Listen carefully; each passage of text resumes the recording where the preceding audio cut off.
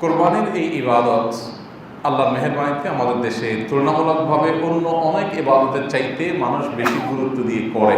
আলহামদুলিল্লাহ, এটা একটা ভালো দিক যে অন্য অনেক আমল না করলেও কোরবানির আমলটা মানুষ গুরুত্ব দিয়ে করে।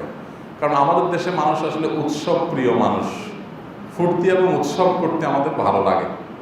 ফুর্তি এবং উৎসব এটা যদি ইবাদত হয় তাহলে সেই ইবাদত করতে আমাদের কোনো কার্পণ্য নাই, কোনো দুঃখ নাই, আমাদের ভালো লাগে। গাছের টাকা খরচ করে আমরা সেটা করতে রাজি আছি। এর বাইরে জেনারেল ইবাদতগুলোর প্রতি আমাদের এত আগ্রহ নাই। আমরা দান করতে এতটা আগ্রহী না কোরবানি করতে যতটা আগ্রহী। দান করতে এত আগ্রহ নাই যত আগ্রহ কি করতে, কোরবানি করতে। কারণ কি, দান করলে তো পুরোটাই দিয়ে দিতে হয়, কিছু ব্যাগ পাওয়া যায় না। আর কোরবানিতে মাশাআল্লাহ, কোরবানি করে সওয়াবও পাইলাম, আবার ফ্রেশ গোশত ফ্রিজ ভর্তি করে ফেললাম, লাভই লাভ। তো এই আমল ছাড়বো কেন? এই জন্য কোরবানি করার জন্য গুরুত্ব ফজিলত বোঝানোর দরকার হয় না।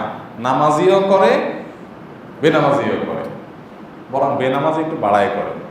ঢাকা শহরের এলিট এলাকাগুলোতে দেখবেন, ধানমন্ডিতে, গুলশানে, বনানীতে, বাড়িধারাতে, এক এক বাড়ির গ্যারেজে দেখবেন যে এক এক কালামানিক, দলামানিক কিনে কিনে তুলে দিচ্ছে। পত্রিকা দেখেন না আপনারা? আর পত্রিকা দেখেনই বাদ দেন, এখন এই আগামী আরো 5-7 দিন আছে, শুধু গেলেই দেখবেন যে মানিকে মানিকে ভরে গেছে। বুঝা আসছে কথা? এক এক মানিক 5 লাখ, 7 লাখ, 10 লাখ। হ্যাঁ, এই মানিকের মালিকরা কোরবানির জন্য 10 লাখ, 20 লাখ, 30 লাখ খরচ করতে রাজি আছে, কিন্তু 10 টাকা ফকির আসলে তাদের ঘাট ধাক্কা দিতেও দেরি করে না। তো এইটা কি কোরবানি না অন্য কিছু, সেটা বড় প্রশ্নবোধক চিহ্ন এখানে রাখা যায়। এবং সেই প্রেক্ষিতে আমরা নিজেদেরকে একটু প্রশ্ন রাখতে পারি, আমরা যারা কোরবানি করছি আলহামদুলিল্লাহ, আমরা আসলে কোরবানি কেন করছি? কোরবানির বিষয়টা কি? কোরবানির শিক্ষাটা কি? কোরবানি এটাকে আমরা বেশিরভাগ মানুষ বানিয়ে নিয়েছি গোশত খাওয়ার উৎসব। এটা তো গোশত খাওয়ার কোনো উৎসব না। ইসলাম যেহেতু আমাদেরকে পারলৌকিক জীবন দর্শনের কথা বলে, আমাদের সবাইকে যেহেতু চলে যেতে হবে পৃথিবী থেকে, এখানে ফুর্তি ফার্তা করার জন্য ইসলাম আমাদেরকে বিশেষ কোনো নির্দেশনা দেয়নি। বেঁচে থাকার জন্য আমরা পানাহার করব, অন্যান্য কাজকাম করব, সেই সাথে আনন্দ বিনোদন বেঁচে থাকার অংশ হিসাবে আমরা করব।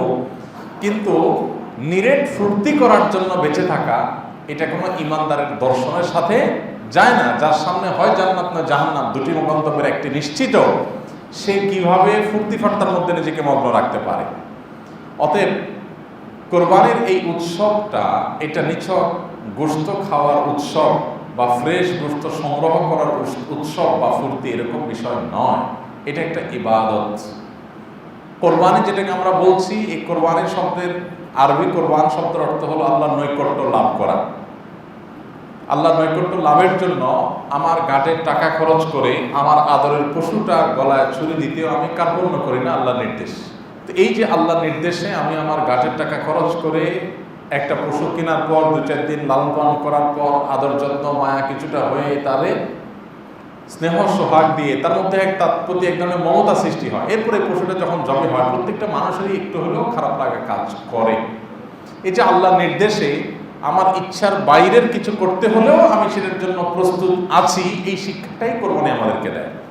কোরবানি কোরআন এবং হাদিসের ভাষা। কোরবানি তো আমাদের এই অঞ্চলে আমরা বলি, কোরআন হাদিসে কোরবানিকে কোরবানি বলা হয় না। কোরআন হাদিসের ভাষা হলো উদহিয়া, হাদিসের ভাষা হলো উদহিয়া। এই যে উদহিয়া, উদহিয়া শব্দের অর্থই হলো ত্যাগ, স্যাক্রিফাইস।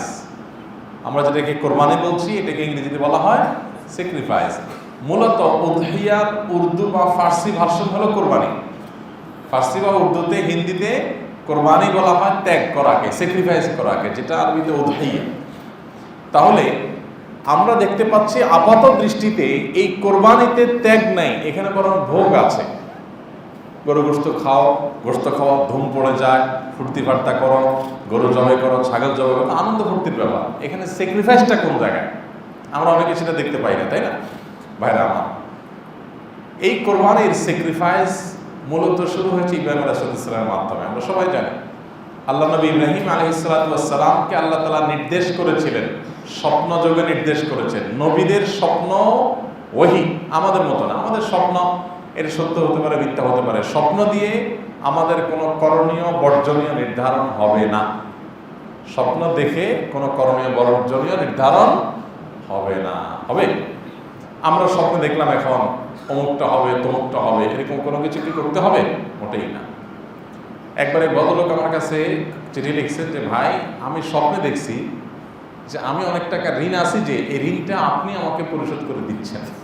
তো আমার বিশ্বাস যে একজন মুসলমানের স্বপ্নের প্রতি আপনার আস্থা বিশ্বাসের জায়গা থেকে আপনি আপনার দায়িত্ব পালন করবেন। আমার কাছে কাগজ লিখে দিস।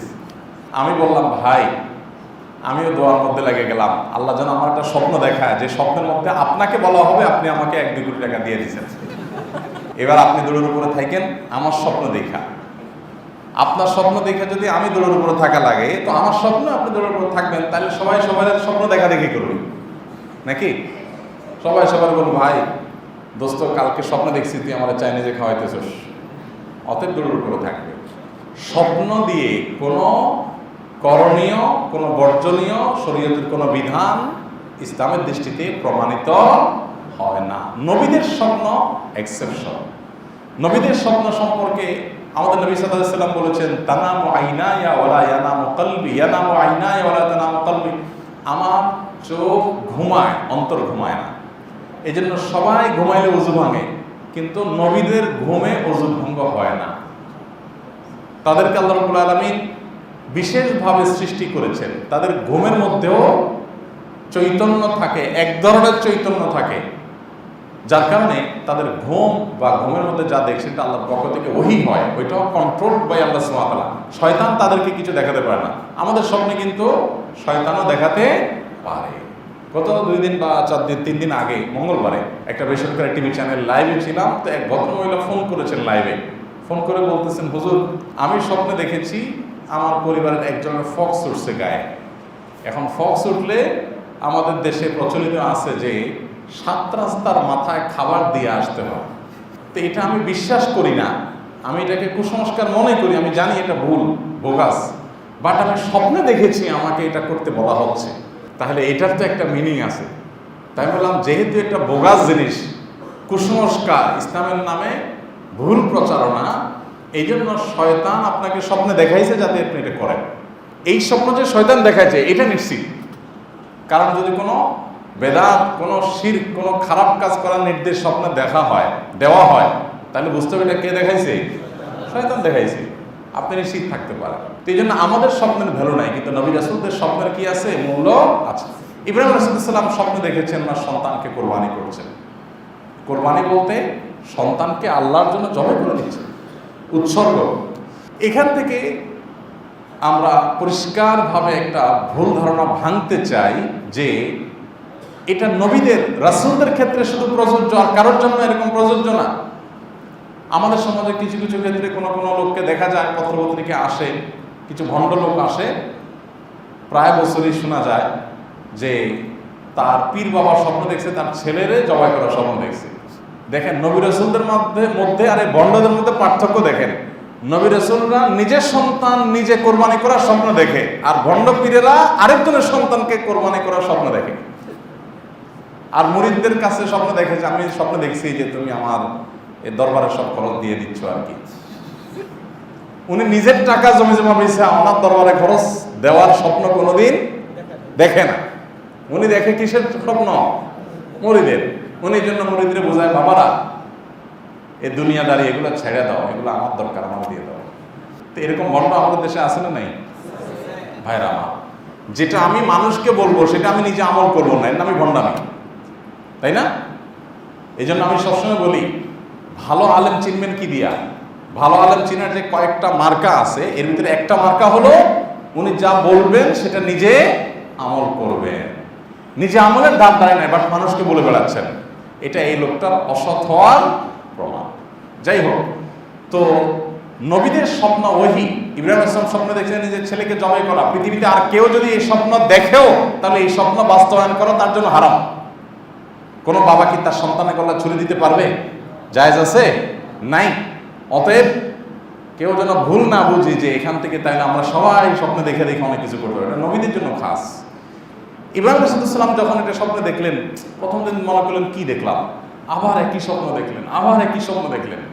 এবার ছেলে ইসমাইলকে ডেকে বললেন, ইসমাইল আলাইহিস সালাম তিনিই মূলত কোরবানি করার জন্য আল্লাহর পক্ষ থেকে নির্দেশিত হয়েছেন।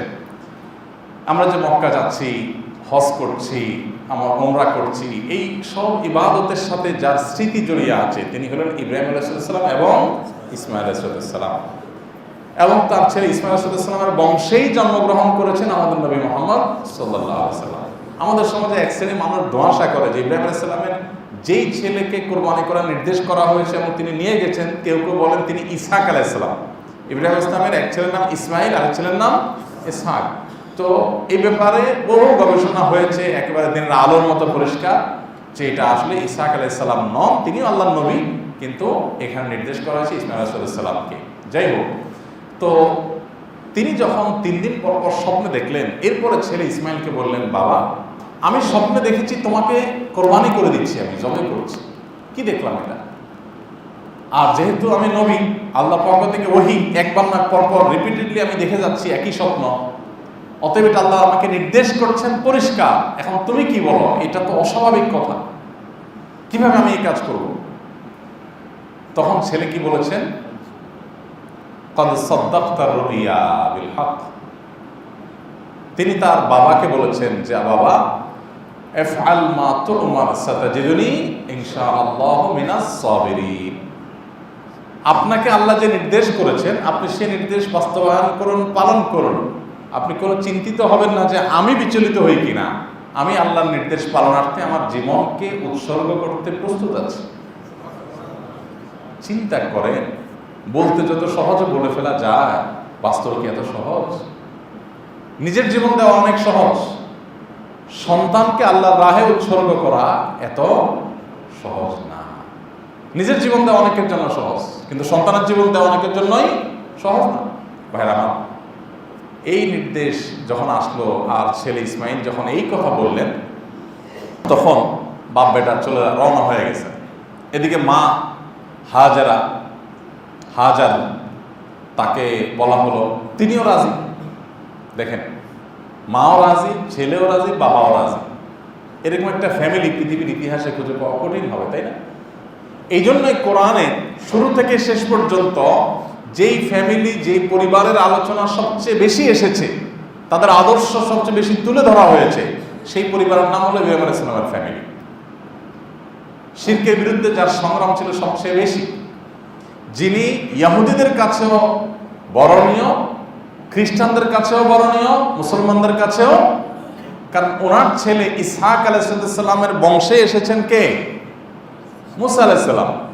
ওই বংশেই এসেছেন ঈসা আলাইহিস সালাম, ওই বংশে এসেছেন ইহুদি খ্রিস্টানদের সব নবী রাসূলগণ। আবার ওনার আরেক ছেলে ইসমাঈল আলাইহিস সালামের বংশে এসেছেন আমাদের মুহাম্মদ সাল্লাল্লাহু আলাইহি ওয়াসাল্লাম। এই বংশে মুহাম্মদ সাল্লাল্লাহু আলাইহি ওয়াসাল্লাম একা এসেছেন, আর এদিকে বহু নবী রাসূল এসেছেন। তো যার কারণে ইব্রাহিম আলাইহিস সালামের বংশধর সবাই, খ্রিস্টানরাও, ইহুদিরাও, মুসলমানরাও। এমন একজন নবী রাসূল যাকে নিয়ে আল্লাহ কোরআনে কারিমে বলেছেন সবাই টানাটানি করে। ইহুদিরা বলে যে উনি ইহুদি ছিলেন, খ্রিস্টানরা বলে যে উনি খ্রিস্টান ছিলেন, সবাই যার যার জায়গায় টানতে চায়। তো আল্লাহ তাআলা কোরআনে বলেছেন যে মা কানা ইব্রাহিম ইহুদিয়্যান ওয়ালা নাসরানিয়ান। ইব্রাহিম কোনো ইহুদিও ছিলেন না, খ্রিস্টানও ছিলেন না, এগুলো জন্মের আগে উনি দুনিয়াতে আসছেন। তো সেই ইব্রাহিম আলাইহিস সালাম সম্পর্কে আমাদের জানতে হবে। আমি ইনশাআল্লাহ আল্লাহ যদি তৌফিক দান করে কোনো এক জুমায় আমরা ইব্রাহিম আলাইহিস সালাম সম্পর্কে আলোকপাত করব। তার জন্ম, তার বেড়ে ওঠা, তার শৈশব, তার সংগ্রাম, তার সাফল্য, তার জীবনের পরীক্ষা নিরীক্ষা এবং চূড়ান্ত তার স্বপ্নের বাস্তবায়ন, কাবাঘর নির্মাণ, তার যে বর্ণাঢ্য জীবনী রয়েছে সেটি আমাদের জানা দরকার। আজ থেকে প্রায় ৪,৫০০ বছর আগে দুনিয়াতে আসা এই মহামানব ইব্রাহিম আলাইহিস সালামের নামে এখনো পৃথিবীতে মানুষ নিজের সন্তানকে নাম রাখে আব্রাহাম। পশ্চিমারা নাম রাখে কি? আব্রাহাম। আর আমরা বলি ইব্রাহিম, একই জিনিস। এরকম একজন প্রভাবশালী ব্যক্তি পৃথিবীতে আর পাওয়া যাবে যে পৃথিবীর পূর্ব থেকে পশ্চিম, উত্তর থেকে দক্ষিণ, মুসলমান, হিন্দু, খ্রিস্টান সব ধর্মের মানুষেরা তার নামে সন্তানের নামকরণ করে, তাকে শ্রদ্ধা করে। কি আদর্শ ছিল, কি জীবন গঠন করেছেন, কি চেতনা ছিল, যেই চেতনা তাকে ৪,৫০০ বছর বাঁচিয়েছে, আরো হয়তো ৪,০০০, ৫,০০০ বা অগণিত হাজার লক্ষ বছর হয়তো বাঁচিয়ে রাখবে। তার নিয়ে জানা দরকার আছে না নেই? আমাদের সন্তানদের নাম অনেকে তো ইব্রাহিম রাখি, কিন্তু আপনার পিচ্চি ইব্রাহিম কি জানে যে ইব্রাহিম কার নাম, কি তার আদর্শ, কি তার নীতি, কি তার চরিত্র, সেগুলো আমাদের জানতে হবে। মোহতারাম হাজরিন, তো ইব্রাহিম আলাইহিস সালাম এর ফ্যামিলি এত আদর্শ ফ্যামিলি যে দেখুন, এত কঠিন নির্দেশ আল্লাহ তাআলা ইব্রাহিমকে দিয়েছেন, বাবা হিসাবে তিনি প্রস্তুত, ছেলে কিশোর সে পর্যন্ত প্রস্তুত, মা তিনি পর্যন্ত প্রস্তুত। এই জন্য গোটা পৃথিবীর সমস্ত প্রাপ্তবয়স্ক পুরুষদের জন্য, সিনিয়রদের জন্য ইব্রাহিম আলাইহিস সালাম আদর্শ হয়েছেন যে আল্লাহর নির্দেশ বাস্তবায়ন, নিজের সবচেয়ে প্রিয় জিনিসটাকেও ত্যাগ করা লাগলে আমরা ত্যাগ করতে প্রস্তুত। এটাই হলো বন্দেগী, এটাই আবদিয়ত, এটাই গোলামি, এটাই দাসত্ব।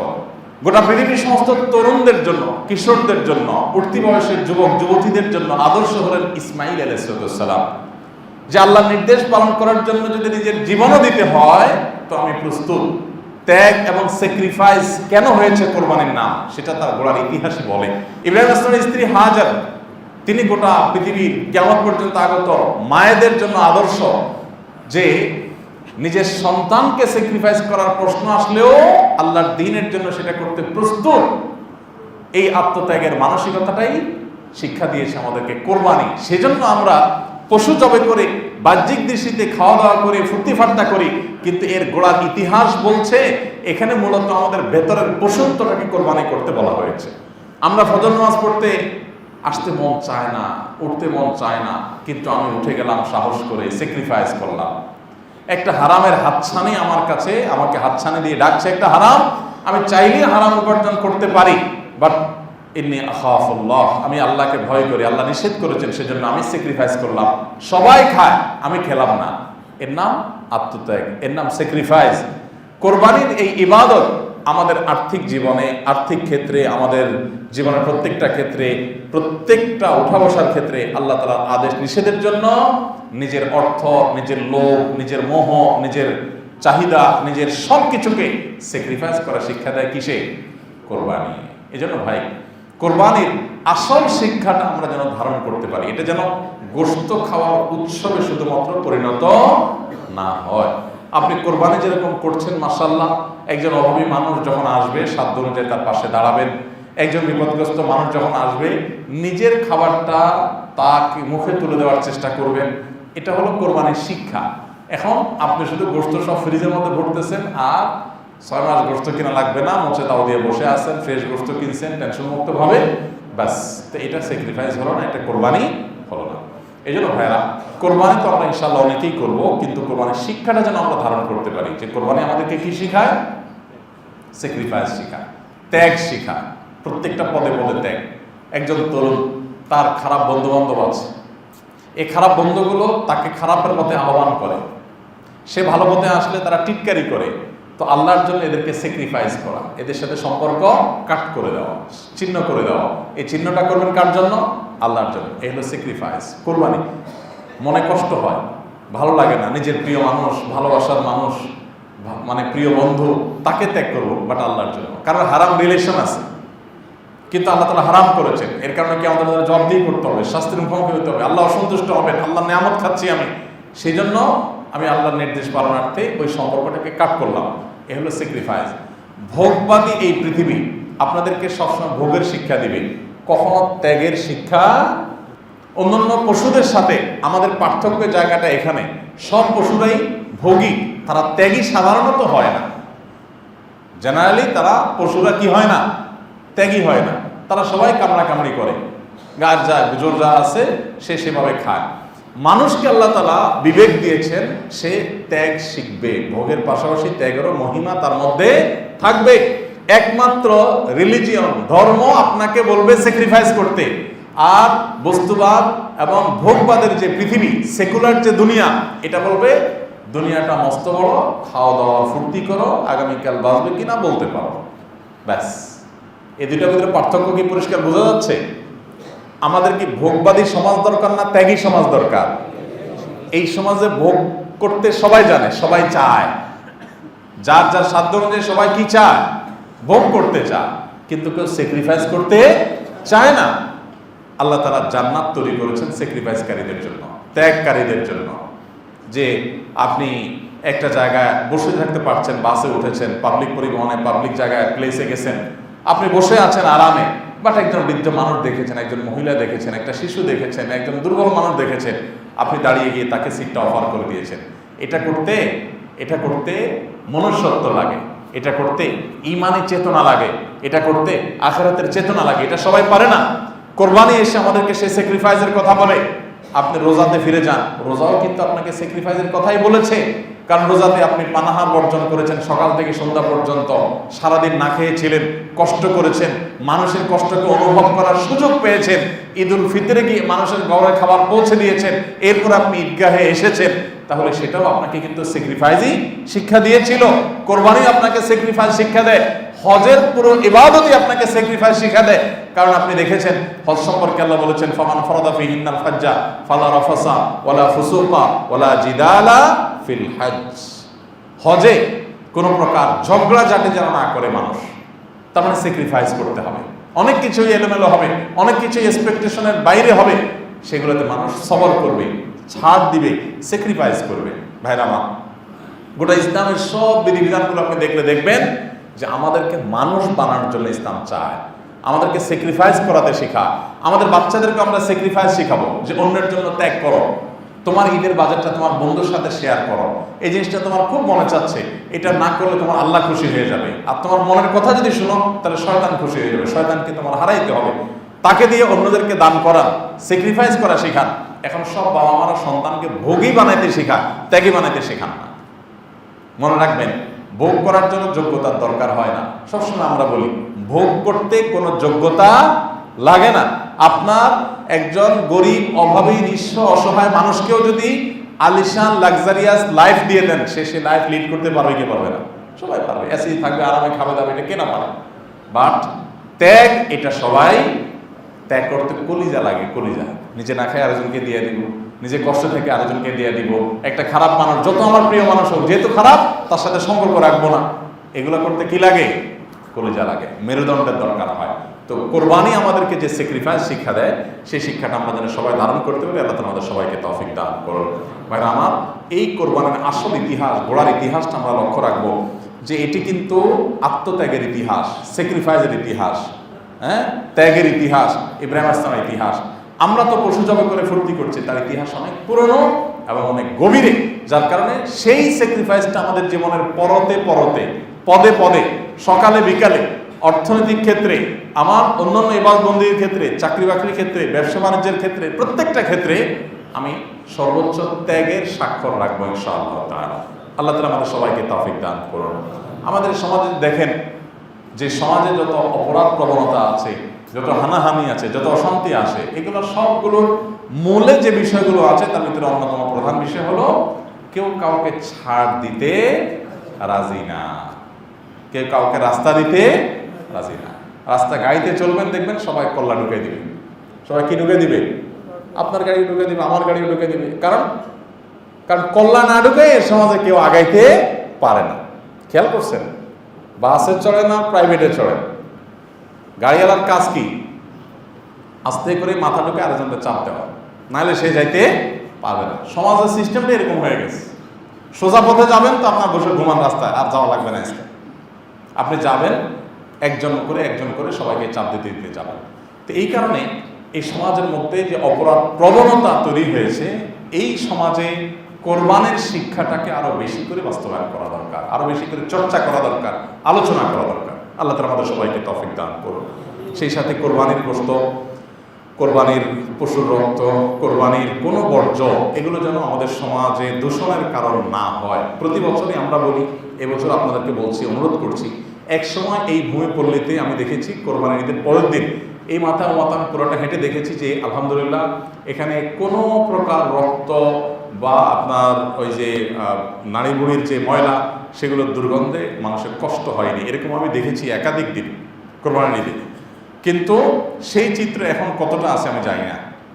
শুধু এখানে নয়, আমরা যেখানে থাকি না কেন, সবাই যার যার জায়গা থেকে আমাদের সমাজে সর্বত্র কোরবানির পশুর বর্জ্য, রক্ত, এগুলো দিয়ে পরিবেশ দূষণ হাত থেকে পুরো পরিবেশকে রক্ষা করা আমাদের নৈতিক দায়িত্ব। আপনার কোরবানি যদি আরেকজন অসুস্থ হওয়ার কারণ হয়, তাহলে কিন্তু আল্লাহর কাছে জবাবদিহি করতে হবে। বিধায় সেটা আমাদের মাথায় রাখি যে আমার পশুর কোনো ময়লা, এক ফোঁটা রক্ত রাস্তা পড়ে থাকবে না, শুকিয়ে গন্ধ বের হবে না, মানুষের কষ্টের কারণ হবে না। আমি এটাকে ধুয়ে সাফ করে মাটির নিচে পুঁতে তারপরে মাটি দিয়ে সম্পূর্ণ পরিষ্কার করে রাখবো। সবাই চেষ্টা করবো তো ইনশাআল্লাহ। আল্লাহ তাআলা আমাদের সবাইকে আমলের তৌফিক দান করুন। আস-সুন্নাহ ফাউন্ডেশন, উম্মার স্বার্থে সুন্নাহর সাথে।